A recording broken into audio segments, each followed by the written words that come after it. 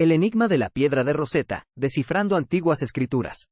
Hola, bienvenidos a este video sobre el enigma de la piedra de Rosetta, el artefacto que nos permitió acceder a los secretos de la civilización egipcia.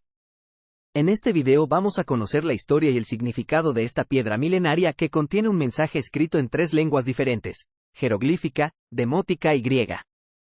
¿Qué dice ese mensaje? ¿Quién lo escribió? ¿Cómo se descubrió? ¿Cómo se descifró? Estas son algunas de las preguntas que vamos a responder en este video.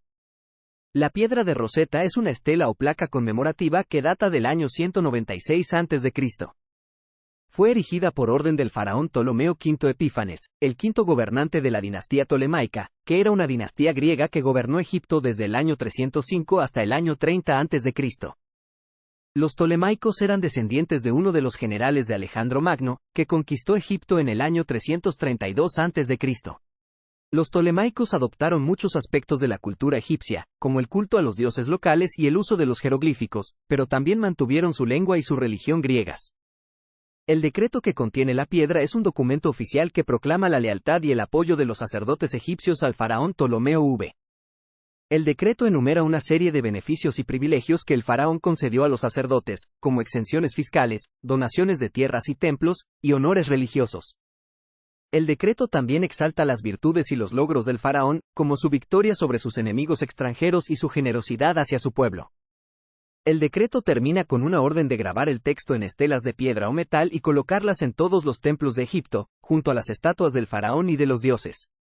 El decreto se escribió en 3 tipos de escritura diferentes para que fuera comprensible para todos los habitantes de Egipto, que en esa época era un país multicultural y multilingüe. El primer tipo de escritura es el jeroglífico, que era el sistema de escritura más antiguo y prestigioso de Egipto. Los jeroglíficos eran signos que representaban objetos, animales, personas o conceptos, pero también podían representar sonidos o sílabas.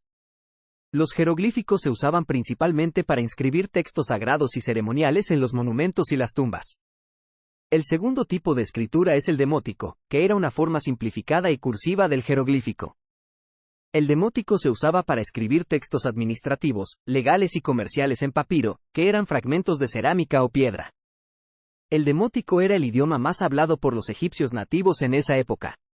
El tercer tipo de escritura es el griego, que era la lengua oficial de los tolemaicos y de la élite cultural y política de Egipto. El griego se usaba para escribir textos literarios, científicos y filosóficos en papiro o en pergamino. El griego era el idioma más hablado por los inmigrantes griegos y macedonios que se habían establecido en Egipto tras la conquista de Alejandro Magno. La piedra de Rosetta tiene unas dimensiones de 114 centímetros de alto, 72 centímetros de ancho y 28 centímetros de grosor. Está hecha de granito negro, una roca ígnea formada por la solidificación del magma. La piedra está incompleta, ya que le faltan algunos trozos por los bordes y por la esquina inferior derecha.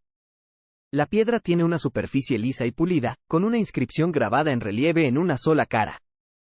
La inscripción está dividida en 3 registros horizontales, cada uno con un tipo de escritura diferente.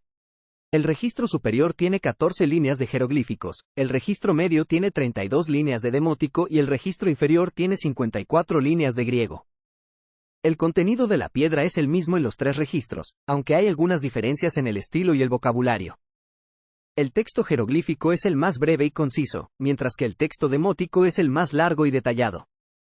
El texto griego es el más fácil de leer, ya que tiene signos de puntuación y separación entre las palabras. El texto griego también tiene una cláusula final que indica que el decreto se escribió en los 3 tipos de escritura y que se colocó una copia en cada templo del rey y de los dioses. Esta cláusula fue fundamental para que los estudiosos pudieran establecer la correspondencia entre los 3 textos y empezar a descifrarlos.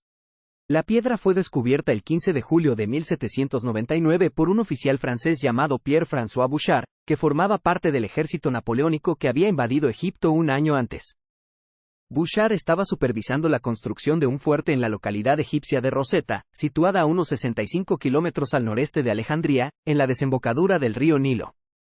Mientras sus soldados derribaban un muro antiguo para usar sus piedras como material de construcción, Bouchard se fijó en una piedra con inscripciones extrañas.